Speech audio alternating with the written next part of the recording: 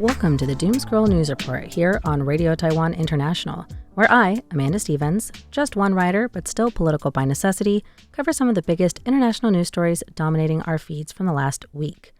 I'm Amanda Stevens, and I'm tackling just one news story and a much bigger topic in general. So let's talk about conspiracy theories.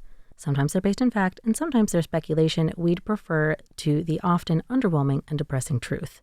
While they can sometimes get out of hand, many are pretty harmless, maybe even fun. But when conspiracy theories get mixed up with government, it's often much more meaningful, much less fun, and a lot more complicated. All of this preamble is to introduce that for the last week and a half, my news feed, and frankly, even my personal feed, has been overrun with news about people in the U.S., private citizens and lawmakers alike, demanding the release of the Epstein Files, and it's really got me thinking. Some quick background. Jeffrey Epstein was a famous American financier who moved in a lot of wealthy and influential circles. A 2018 investigative report from the Miami Herald into Epstein resulted in him being arrested in New York on charges of sex trafficking. Shortly before his trial, he killed himself by hanging. However, following his death, which admittedly happened under dubious circumstances, conspiracy theories started to come out, chiefly that he hadn't committed suicide and that his death was being covered up by wealthy elites, usually politically aligned with the Democrats or liberals, who didn't want to be revealed if he had lived to serve trial, where the supposed Epstein file, a client list of everyone involved in his trafficking scheme, would have been revealed. While the government did release files on the investigation following his death, many found them to be underwhelming and believed this to be yet another part of a larger cover-up. This was especially picked up by those in the MAGA movement around 2019, which is where our story starts, because American President Donald Trump initially used this conspiracy theory to gain momentum during his second election, casting doubt and shame on the Democrats for a cover-up and promising to deliver the true files. After his election, Trump's administration did release what it called the true files this past February, only they were the same as before. Since then, calls for the release of the files have increased each month, with things seeming to reach a flashpoint last week. Trump himself snapped back at his followers, whose chants he once echoed, in a post on Wednesday saying, quote, "My past supporters have bought into this BS hook, line, and sinker. They haven't learned their lesson and probably never will," end quote. Since then, more government officials have been pressed to make a statement, as his base tries to deal with the fact that Trump and his administration are now trying to bury this conspiracy rather than open it up. Some officials and followers have broken with Trump. Others are trying to blame outside forces, and some quietly choose no comment. But however it shakes out, it's obvious that the fractured beliefs in the Epstein Files conspiracy is causing a huge disruption to the Trump administration. This got me thinking about the effects of conspiracy theories and relationships in general. Could believing in a conspiracy theory make you break up with someone, even if it was someone extremely important? So I contacted Lauren Mastroni. She's got a master's in psychology and is the leading author of the thesis, I 100,000% Blame It on QAnon, The Impact of QAnon Belief on Interpersonal Relationships, from the Journal of Social and Personal Relationships. We discuss how the Big Tent conspiracy theory, QAnon, changed the political landscape and the way people think about conspiracies in general, how the QAnon community affected their own relationships, and finally, what the current situation may mean for the tight-knit Trump administration going forward.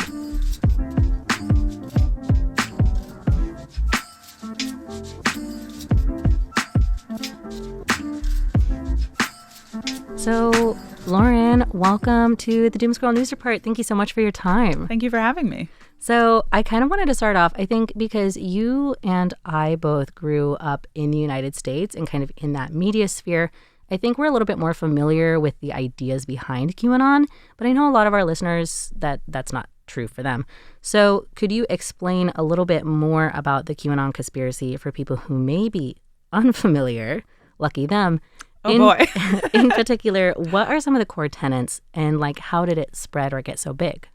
Okay, so it always sounds crazy when I explain it to people. So QAnon is kind of a big tent conspiracy theory. The set of beliefs associated with QAnon is kind of nebulous, but the core tenets are that there's a government insider called Q, who was leaking secret government information on 4chan, later 8chan. 4chan and 8chan is an online message board, basically. Yes. So please continue. Anonymous message board, yeah. Oh, yeah. That's why he's QAnon. Yes. This person claimed to have the top secret government clearance and be part of the Trump administration and was leaking. Another core belief is that the Democrats and other global elites are part of a... It's going to sound crazy. Just like, you just got to get it out. a satanic child trafficking cabal. And the other core tenet is that a storm is coming that will oust the wrongful people in power and restore the rightful leaders of the country. There are other tangential beliefs that some people believe and some people don't. Some of the crazier ones are that JFK Jr. is still alive. There was a subset of QAnon people who waited outside Dealey Plaza thinking that he was going to reappear. That was a very small group of people, but there are but still within the QAnon umbrella. Yes. Yeah. Is that what you mean by like a big tent conspiracy, in that like that this is the tent of core beliefs that houses all of these other microcosms of conspiracies within it? Yes, it's kind of a choose your own adventure. Like not every QAnon adherent believes all of that, but all of them believe some of it. Okay. Yeah. Oh yeah. Okay. That's to me that sounds very clear. Yes. And the other thing is that QAnon posts were called Q drops, and they were slightly like cryptic or poetic in some way. It was never like never explicit. Okay. So part of the reason it took off is because people really, like people who followed it really, it's like heady stuff. They really liked reading into it. What could it mean? And all these influencers sprang up. So do you think that is how it spread then, at least originally? Yes. Starting on this message board, first 4chan, and then through these influencers and everyone who picked it up, it spread to a wider audience. Yes. It started around 2017, but it gained widespread popularity during the COVID-19 pandemic. Yeah. How long have you then studied this topic, and how long has it been an interest of yours? Because I know that you yourself are not a believer in the QAnon conspiracy. No. If that hasn't come across yet. Unless that, in case that doesn't go without saying. Yes. So I have kind of always been interested in odd beliefs and conspiracy theories and cults and, why people believe what they do. I studied this specifically just for my master's thesis, so for about a year. But my original interest in it came from, I have a close family member who is a QAnon believer. And so you had a front row seat to this. I did. My loved one was an early adopter, and it did affect our relationship at first because they felt compelled to proselytize about it, which is a very common thing for QAnon believers, as I later found out. Okay. And because this was kind of at the beginning for me, so I didn't know what was going on. Yeah. And I was panicked and alarmed by the things my loved one was saying. I mean, they're upsetting, and it's upsetting to suddenly have someone come to you and say the government is being run by a cabal of satanic pedophiles. It's kind of alarming, yes. Yeah. So later I found the QAnon Casualties subreddit, which is a support group for people who are in a similar situation. So I found this community, which now has close to 300,000 members. Wow. Which means, some of those people are just interested in following the stories, but there are at least tens of thousands of people in the same situation. Right. Now I can see a pretty clear line from why you would then want to go into studying this. Yeah. So a lot of it is just that I'm interested in it in the first place, but I can't lie. Part of it was to understand my loved one better and understand why people, fall into this kind of thing. So right. Well, on that note then, do you think that you could explain a little bit more about how you went about your research and like what is entailed in your thesis from a procedural point of view? Okay. So my thesis was qualitative. So I interviewed 15 people who I recruited from the QAnon Casualties subreddit. And I did a semi-structured interview. So it was like 15 questions, but I could ask follow-ups about how their loved one's QAnon belief has affected their relationship. And then I transcribed everything and did what's called a thematic analysis, which is where you look for patterns in the transcripts. Yes. So that requires a lot of combing through line by line and categorizing everything and then recategorizing everything. And I kind of looked for themes and similarities. So it's not based on like a huge sample size or survey data, so I can't really make generalizations, but I can just say what I found from interviewing people. Right. Yeah. Well, what were some of the different types of relationships you saw and any trends in those groups? So I can't really speak to broader trends, but I did find most of the participants' loved ones were like major attachment figures, so a parent or a significant other. I think in one case it was a sister And in one or two cases, it was extended family, but mostly it was like major like the closest relationships we have. Right. Of course, that makes it more likely that something like this would affect it. Mm-hmm. It's kind of easy to brush off your friend or something. Yeah. And it's something that would like have a big impact on you because again, if it's like a colleague, then you don't really care. But when it's somebody in your household or in your relationship, that's harder to ignore, I guess I could say. For sure. And I think the other interesting thing about QAnon specifically is that it's kind of unprecedented in how much it affects interpersonal relationships. Like maybe not nobody, but it wasn't common. It's not common to get, a divorce because your husband doesn't think Oswald shot JFK or we didn't really land on the moon or something. That's not something that affects your day-to-day relationship. Whereas QAnon, especially during the COVID-19 pandemic, caused a lot of people to act in ways that either by not observing COVID protocols or not wanting to get vaccinated or wear a mask or whatever, it made them act in ways that affected their relationships a lot more. And there's also a compulsion to proselytize that's quite common among QAnon believers. Can you speak a little bit more to that if you feel like you're able to? Because like what does that tend to look like, if not from your own personal experience, then like maybe from what you gathered in your interviews? In my interviews, most people said that they noticed increasingly extreme rhetoric coming from their loved one. So that could be talking about Hillary Clinton eating babies or I heard that line something myself. Like that. Yes. And or like you just gave some examples during COVID. It's like, I'm not going to get vaccinated, which is pretty common in the United States, especially. Or like, I'm not going to wear a mask. This isn't even real, perhaps. Yes. I think why QAnon believers feel so compelled to proselytize about it, my speculation is that this is something they feel like they're discovering these hidden truths and that they're this, agent fighting this good fight against evil and that they have this insider information that nobody else has and they feel compelled to share it, you know, and convince other people. But it's quite alarming for the people who experience it. Ones. Yeah. Yes. Right. Yeah. Kind of like a break in reality, I think is something, it's terminology that I hear a lot when people talk about having a close relationship with somebody who is like deep, deep, deep in a conspiracy. Although, as you've noted before, not all conspiracies are equal and not all conspiracies affect people equally. Yes. So let's dig into that actually, because another question that I had is how aware are conspiracy believers of the effects of their beliefs on others? And this is kind of like a larger question, like it could be to the subjects themselves. It could be to their loved ones' lives or even in their own lives. Did they seem to be aware of the effect that their beliefs were having? Yeah, so I only interviewed the loved ones of the QAnon believers. So this is kind of like a secondary or at least like a passenger seat view. Yes, but I think from what my participants said, their loved ones are definitely aware of it. But I think the compulsion to proselytize and the belief in the conspiracy, it overrides the effect on the relationship in a lot of cases, or at least for these people. Obviously the people I recruited signed up because it's affecting their relationship deeply. But the other thing is QAnon becomes kind of a community. It was kind of 50-50 from my participants, where some of them said that their loved ones were kind of radical politically before. And it wasn't surprising, I guess. It was like a natural extension of the way their beliefs were going, I guess. Yes. But I think more common was like there were no warning signs and it just kind of happened really quickly. These are the ones that kind of got into it around COVID. Right. And when you're not allowed to go outside, which I think most of your relationships happen online. Yes. And I think that ended up straining their relationships more because it was so sudden. Participants described their relatives as kind of seekers who are looking for some kind of community, especially during, I think that's why it took off so much during COVID, like you said, because during lockdown, people were bored and alone and online. And this became kind of a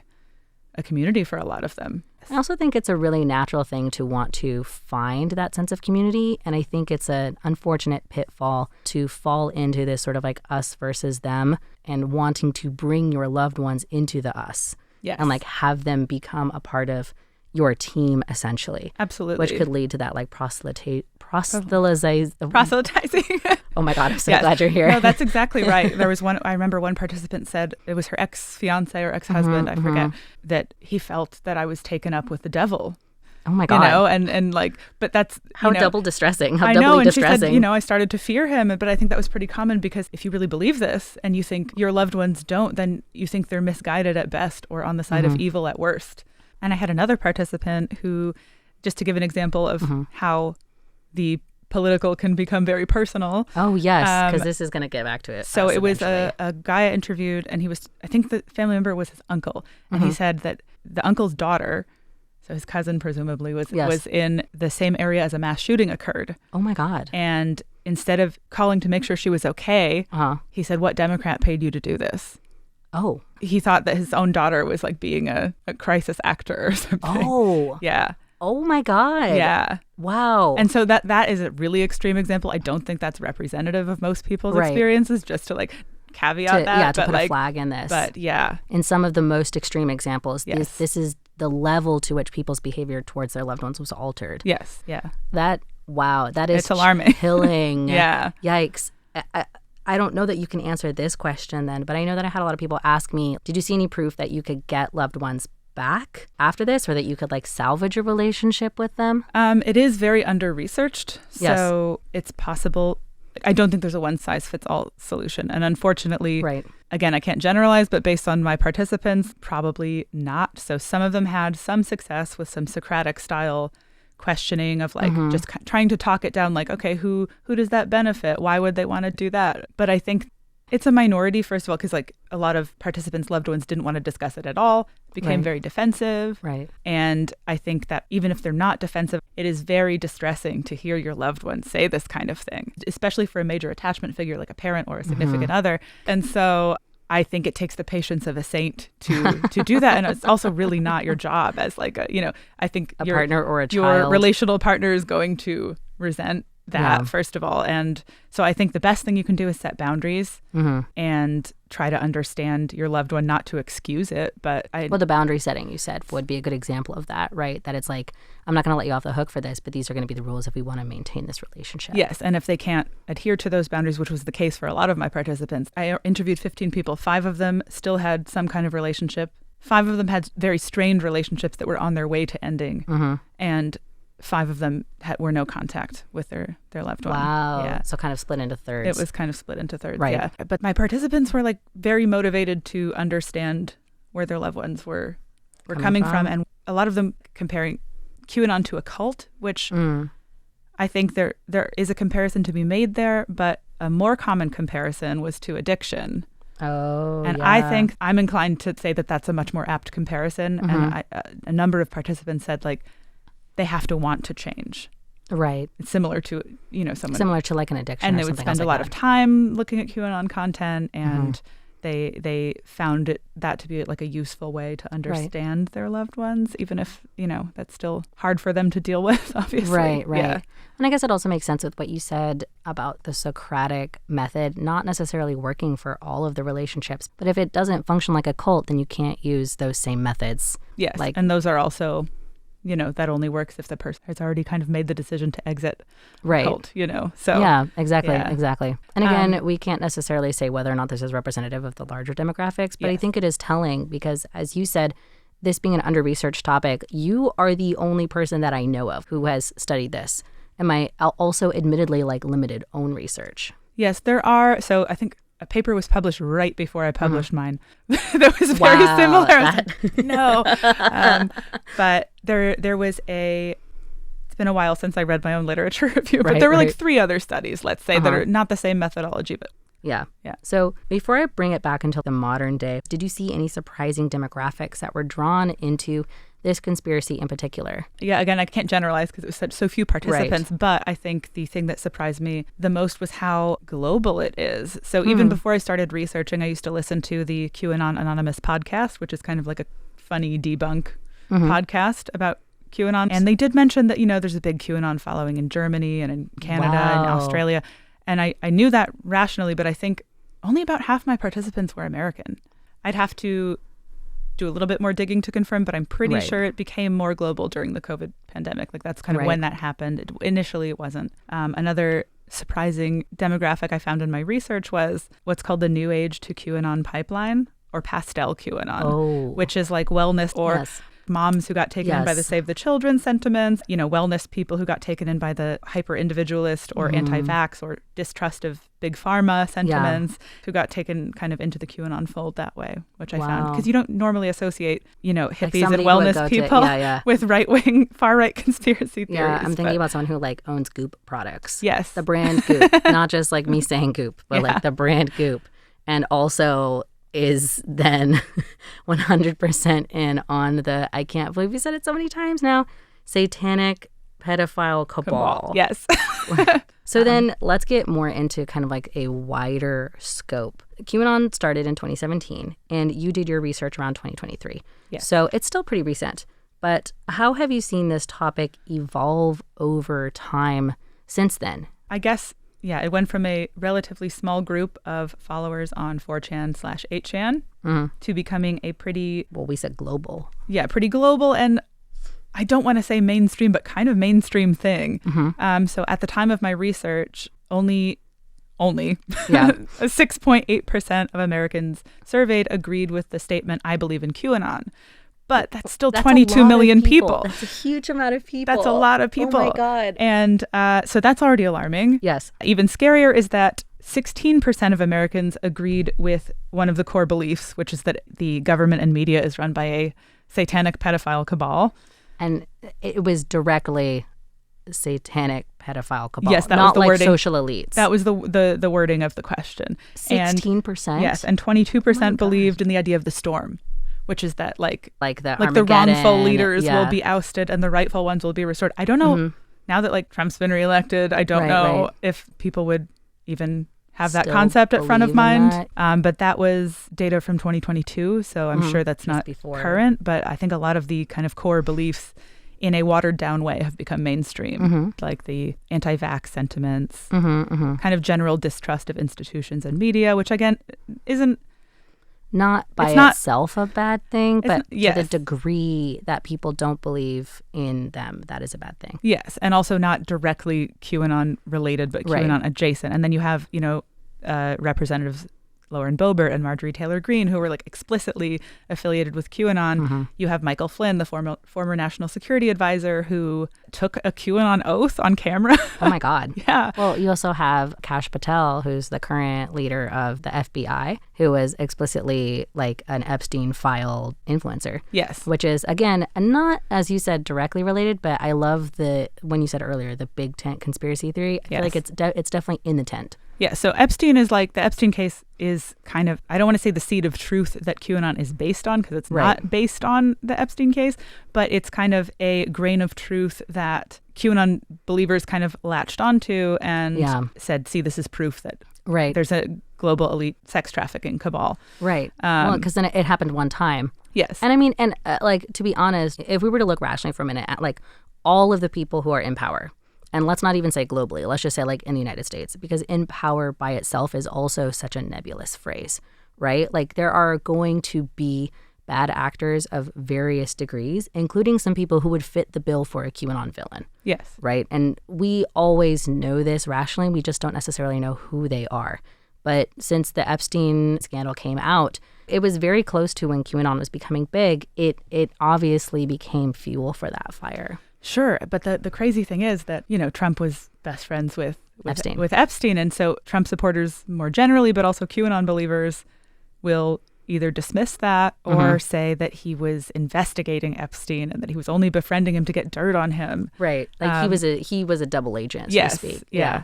And I think that's how they kind of dismiss it, but I think that speaks to how conspiracy theories can negatively impact, real world cases. This is something people want to see the files, of course. Yeah. And is Trump going to live this down? Is I want to say that his supporters really want to see what's in those files and they're not going to excuse it. But like the whole Teflon Don thing, like, is this going to stick? I don't know. Who knows? Yeah. Who knows? Who knows? Who knows that this man is like made out of industrial grade oil. Everything just slides right off of him. Yes. So to that end, then, I kind of want to ask you how transferable you think this information, because we've talked a lot now about like what is evident from your research, like these beliefs are deeply held by the people who have them. It seems to affect a really wide group of people. At least, again, you only talked to 15 people, but I think by looking at how global they are, and it doesn't seem like there were any trends like all of them were housewives or all of them were boyfriends and girlfriends, like a really shockingly wide breadth of people. And so how transferable do you think this is to other conspiracies or even other kinds of relationships? And I guess that I'm asking, like, for example, what we have just been talking about, like certain lawmakers who are now obsessed with the Epstein Files. To what degree do you think that these relationship dynamics could apply to like a lawmaker-constituent relationship? I'm not sure because, I focused on interpersonal relationships. And very specifically. personal relationships. Very you personal. said like key figure. No, what was the wording you used? Like attachment figures. Attachment figures, yes. So I don't know how generalizable that is, but I do think the Epstein case specifically is like something that I don't think constituents are just going to let go of. I think, I've heard a lot of calls into like right-wing radio shows where the host is trying to downplay Trump's role in it, and the caller is demanding to, is upset, like this, this isn't what I voted for, like we want to see the files. And so I guess it remains to be seen how angry people will stay. Right. Or how devoted they are. Because I guess, especially after talking to you, I think that's one of the things that's on my mind now is like, I feel like if people's beliefs in these theories could go so far that you would like separate from your loved ones, like your mother, your father, your daughter, your partner, or something like that, like why wouldn't you then separate from somebody you are far less connected to, like your congressman or the speaker or the president? That's a really good question. I mean, like that's a good observation. I don't know the answer to that because I don't know that it translates. Well, it's also playing out right now. I guess is something that we have to see. Even just yesterday, I believe it was yesterday or the day before, I saw a news article that said the Speaker of the House now, who has been on Trump's side, is now demanding the Epstein Files, even as he's like working hard to pass. Even as he's working to pass the big beautiful bill. They already passed it, but working on like shoring up other bills for him. He is now broken with him in that regard. Wow, I hope more voices join in, specifically to break up this cabal. Yes. So, well, we are all out of time, but Lauren, thank you so much for your time here. This has been really informative for me, and I really enjoyed this discussion. I think a lot of our listeners will have gained a lot out of it too as well. Thank you for having me.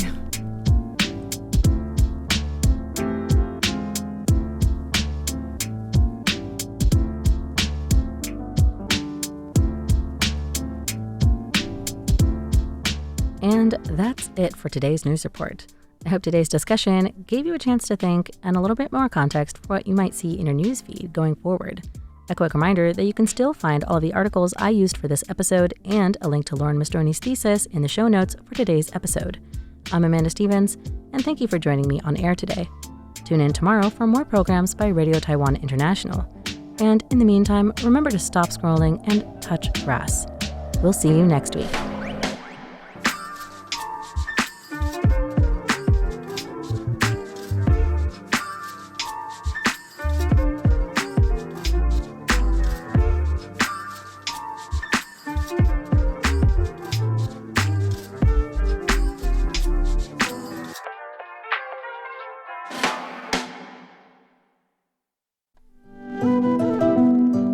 You're listening to Radio Taiwan International.